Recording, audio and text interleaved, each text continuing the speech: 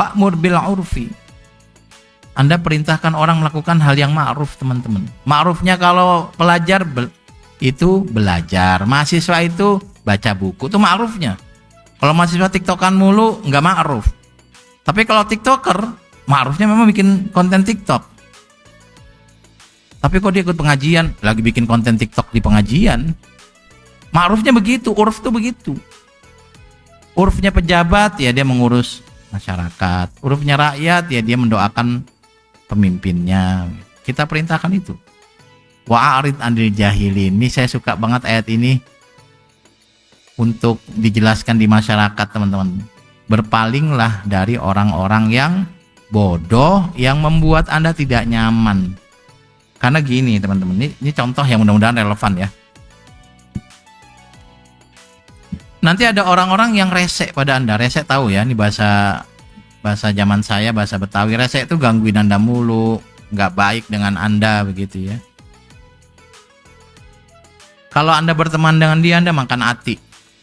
Tapi kalau Anda nggak berteman, nanti kena ayat memutuskan silaturahim. Kan nggak boleh. Wa yaqta'u nama amarallahu bihi ayyusholah. Saya ditanya mulu, Pak, saya punya teman begini banget, Pak, makan hati mulu saya.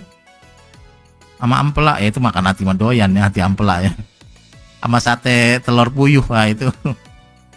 Ada orang yang ngerasa nggak nyaman dengan dia, tapi kalau dia nggak berteman nanti dianggap silaturahim. Saya bilang, kalau dengan berteman dengan dia Anda menjadi buruk, tidak merasa nyaman, Anda boleh tidak berteman.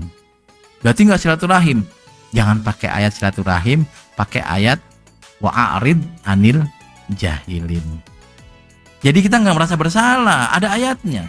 Termasuk nanti ada orang, ini saya juga unik ya, orang-orang Jakarta tuh masalahnya kayaknya yang nggak kepikiran jadi masalah. Contohnya ada saudara yang merongrong mulu, teman-teman, rewel mulu. Ketika punya duit lupa kita, nggak punya duit, waduh tiba-tiba WA mulu misalnya.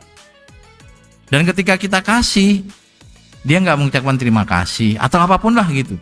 Jadi kayak tuh misalnya, aduh ini anak mau ulang tahun, bisa nggak kasih uang buat perayaan ulang tahun? Lah yang ulang tahun anaknya dia, kita yang biayain. Kadang-kadang ngerasa gitu. Ada yang nanya ke saya begitu.